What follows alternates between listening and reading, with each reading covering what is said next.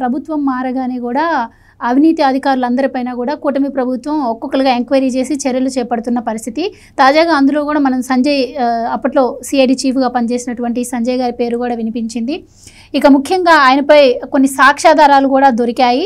రేపు మాపు అరెస్ట్ ఉండబోతుంది అంటున్నారు. మీరేం చెప్తారు దాని గురించి? ఇప్పుడు ఆయన అరెస్ట్ అవుతాడా కాదా అనేది పక్కన పెడితే, ఇక్కడ జగన్మోహన్ రెడ్డి ఆడిన గేమ్ని మనం గమనించాలి. జగన్మోహన్ రెడ్డి కొంతమందినేమో తన సొంత కులస్తులు అని చెప్పి రెడ్డి ఆఫీసర్లని దగ్గర పెట్టుకున్నాడు. మరి కొంతమందినేమో తన మతానికి సంబంధించిన వాళ్ళని తీసి దగ్గర పెట్టుకున్నాడు. మరి వాళ్ళకి ఏం చెప్పాడో ఏం చేశాడో తెలియదు, కానీ తనకు కావలసిన పనులన్నీ చట్టవిరుద్ధంగా అందరితోటి చేయించుకున్నాడు. ఇక్కడ ముఖ్యంగా ఐఏఎస్లు ఐపీఎస్ ఆఫీసర్లు ఇక్కడ చూడాల్సింది, గమనించాల్సింది ఏంటి అంటే, జగన్మోహన్ రెడ్డి ఎటువంటి ప్లాన్ వేశాడు, ఆ ప్లాన్లో వీళ్ళందరూ ఎట్లా పావులుగా మారిపోయారు అనేది గమనించుకోవాలి. అట్లా మేము ఇంకా గమనించమండి, మేము ఇంకా జగన్మోహన్ రెడ్డి అంటే మాకు అభిమానం ఉన్నది అని చెప్పేవాళ్ళు కూడా ఉన్నారు, ఇప్పటికీ ఉన్నారు. ఇప్పటికీ చాలా పెద్ద పొజిషన్స్లో అటువంటి వాళ్ళు ఉన్నారు. వాళ్ళ కర్మ, మనం ఏం చేయలేం. ఇంత మాట ఎందుకు అనాల్సి వస్తుంది అంటే, ఇప్పుడు మీరు అడిగిన సంజయ్ విషయానికి వస్తే, జగన్మోహన్ రెడ్డి ఫ్రీ హ్యాండ్ ఇచ్చాడు. జగన్మోహన్ రెడ్డి ఇంకా ఏ విషయాలు, ఏ మాటలు ఆయనతోటి చెప్పి జగన్మోహన్ రెడ్డి అతన్ని ఆకట్టుకున్నాడో మనం పబ్లిక్లో చెప్పడం కరెక్ట్ కాదు, కానీ ఆకట్టుకున్నాడు. జగన్మోహన్ రెడ్డి ఏం చెబితే ఆ పని చేశాడు. చివరికి ఏం చేశాడు అంటే, చంద్రబాబు నాయుడిని అరెస్ట్ చేయటం. చంద్రబాబు నాయుడిని అరెస్ట్ చేయకూడదా అంటే చేయొచ్చు, నిజంగా కేసు ఉంటే అరెస్ట్ చేయొచ్చు. చంద్రబాబు నాయుడిని ఏముంది, మిమ్మల్ని నన్ను అందరినీ అరెస్ట్ చేయొచ్చు. కేసు ఏదైనా ఉండాలి. కేసు ఏమీ లేకుండా కూడా నేను లండన్ వెళ్ళొస్తాను, నేను లండన్ వెళ్ళిన టైంలో మీరు ఇక్కడే ఇతన్ని ఎత్తేయండి అని చెబితే ఎత్తటం తప్పు. నేననే పాయింట్ అదే.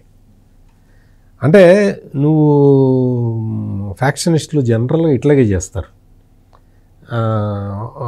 ఫ్యాక్షనిస్ట్ ఎవడన్నా ఉన్నాడు అనుకో, ఎవడన్నా ఇంకొకటిని వేసేయాలి. వీడు వెళ్ళి చెన్నైలోనో బెంగళూరులోనో ఒక హాస్పిటల్లో అడ్మిట్ అయినట్టు సర్టిఫికేట్ తెచ్చుకుంటాడు, అడ్మిట్ అవుతాడు కూడా. వీళ్ళకి ఇక్కడ సుపారీ ఇచ్చేస్తాడు, వీళ్ళని లేపేస్తారు. ఎవరు కారణం అంటే బలానవాడు అంటారు. అంటే బలానవాడు ఎక్కడున్నా అంటే, సార్ నాకేం తెలుసు సార్, నేను లేను సార్, నేను బెంగళూరు హాస్పిటల్లో ట్రీట్మెంట్ చేసుకుంటున్నా సార్, లేదు చెన్నైలో బలానా హాస్పిటల్లో చేయాను సార్ అని సర్టిఫికేట్ ప్రొడ్యూస్ చేస్తాడు. మరి కరెక్టేనా ఇది? మరి ఏం చేస్తాం, ఈయన లేడు కదా అని ఆ పేరు తీసేస్తారు. ఇది ఫ్రాక్షనిస్టులు చేసే పని.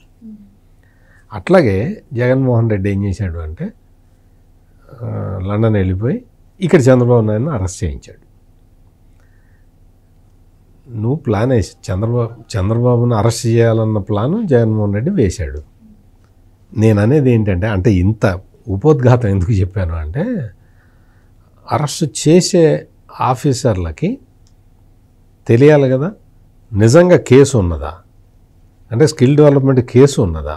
ఈ కేసులో ఫస్ట్ A47 అనో A57 అనో చెప్పారు చంద్రబాబు నాయుడు పేరు, ఆ తర్వాత A1 అన్నారు. ఏ కేసులో అరెస్ట్ చేస్తున్నారో అరెస్ట్ చేసిన 24 గంటల వరకు చెప్పలేదు.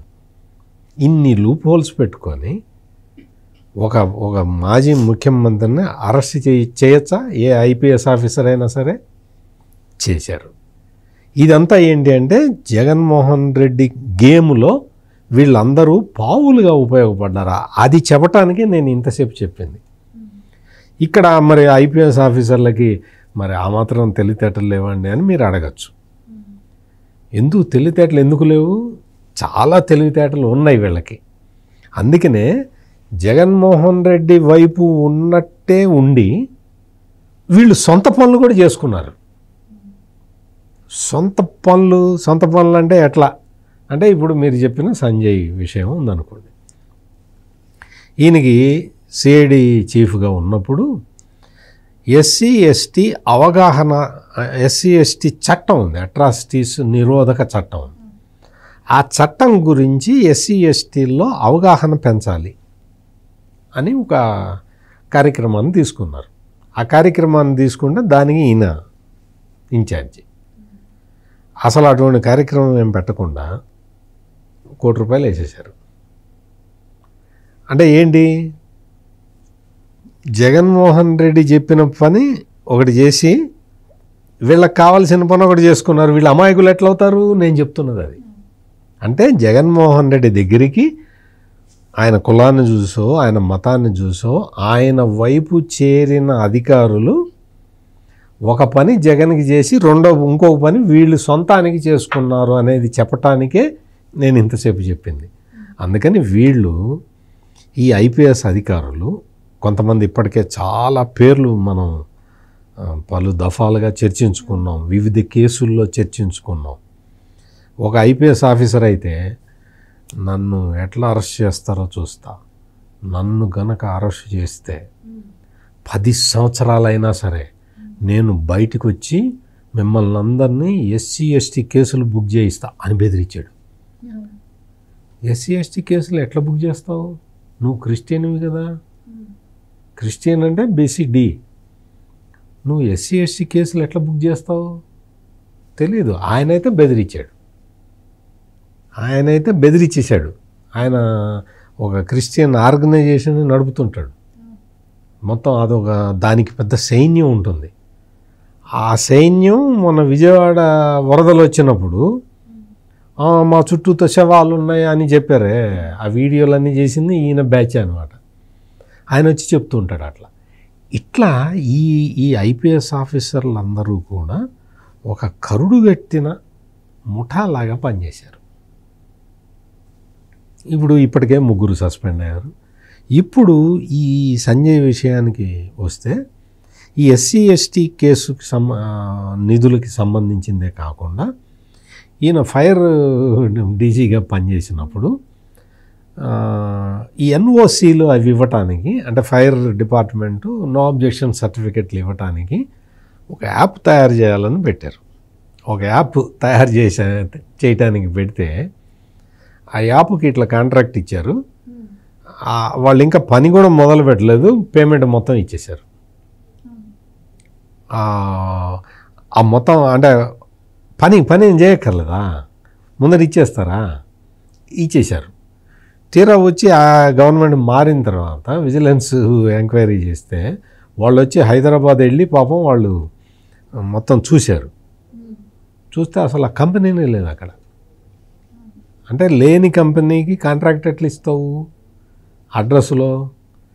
ఇంకొకటి ఏంటంటే ఈ ఎస్సీ ఎస్టీ అట్రాసిటీస్ చట్టం మీద అవగాహన కల్పించడానికి కాంట్రాక్ట్ ఇచ్చిన సంస్థ ఈ ఫైర్ డీజీగా ఉన్నప్పుడు నో అబ్జెక్షన్ సర్టిఫికెట్లు ఇష్యూ చేయటానికి ఒక యాప్ను తయారు చేసే బాధ్యత అప్పగించిన సంస్థ 2 ఒకే అడ్రస్లో ఉన్నాయి, 2 లేవు అక్కడ. ఇది పరిస్థితి. ఇటువంటి అంటే జగన్మోహన్ రెడ్డి జగన్మోహన్ రెడ్డి చేసిన అక్రమ పనులు చేసినందుకు వీళ్ళు అక్రమంగా దోచుకోవటానికి జగన్మోహన్ రెడ్డి లైసెన్స్ ఇచ్చాడు. అంటే నేను ఇంత ఎక్స్ప్లనేటరీగా చెప్తున్నది ఎందుకు అంటే ఈ నేరంలో జగన్మోహన్ రెడ్డి కూడా భాగస్వామి. మరి జగన్మోహన్ రెడ్డి ఒక ముఖ్యమంత్రిగా ఉన్న సమయంలో మరి ఇవన్నీ చూడటానికే కదా. ముఖ్యమంత్రి అంటే ఏంటి? అది ఉద్యోగం కాదు, అదొక ధర్మకర్తృత్వం. అంటే ఈజ్ అ ట్రస్టీ. అధర్మకర్త. ఇప్పుడు జగన్మోహన్ రెడ్డి కూడా ఈ నేరంలో అంటే కో-అక్యూజ్డ్, ఆ నేరం జరగటానికి అవకాశం కల్పించిన వ్యక్తి. ఇది ఇక్కడ మనం అందరం గమనించాల్సిన విషయం. అందుకని ఇతన్ని అరెస్ట్ చేస్తారా చేయరా, ఎందుకు అరెస్ట్ చేయకుండా ఎందుకుంటారు? ఇప్పుడు అవినీతి నిరోధక శాఖ మొత్తం దాని రిపోర్ట్ అంతా తీసి చీఫ్ సెక్రటరీకి ఇచ్చింది. చీఫ్ సెక్రటరీ ఇంకా పర్మిషన్ ఇవ్వటం లాంఛనప్రాయం. పర్మిషన్ ఇవ్వగానే అరెస్ట్ చేస్తారు. అరెస్ట్ చేసిన తర్వాత ఇంకా కేసు జరుగుతూ ఉంటుంది. ఇది జరిగే ప్రాసెస్. ఈ ప్రాసెస్ మొత్తంలో అంటే మళ్ళా వ్యక్తికి సస్పెండ్ చేస్తారా లేకపోతే అరెస్ట్ చేస్తారా ఇది కాదు. వ్యవస్థ మొత్తాన్ని జగన్మోహన్ రెడ్డి పొల్యూట్ చేశాడు. ఐపీఎస్ల్లో కూడా శాంతి భద్రత లేకుండా చేశాడు. ఐపీఎస్ఎల్ని కూడా తను చేసే నేరాలకి ఉపయోగించుకున్నాడు. అటువంటి వ్యక్తి జగన్మోహన్ రెడ్డి అని మొత్తం సమాజం మొత్తం తెలుసుకోవాల్సిన అవసరం ఉన్నది. ఒకళ్ళు కాదు, కాదంబరి జత్వాని కేసు నుంచి ఈ కేసుల వరకు ప్రతి కేసులో కూడా అప్పట్లో ముఖ్యమంత్రిగా ఉన్న జగన్మోహన్ రెడ్డి ఐపీఎస్ అధికారులని హైర్డ్ గూండాలులాగా వాడుకున్నాడు. అట్లా వాడుకున్నందుకు వాళ్ళు లాభపడ్డారు, జగన్మోహన్ రెడ్డికి లాభం చేకూరింది. అందుకని ఈ మొత్తం నేరాల్లో co-accused Jaganmohan Reddy. Please subscribe to Leo News for more videos.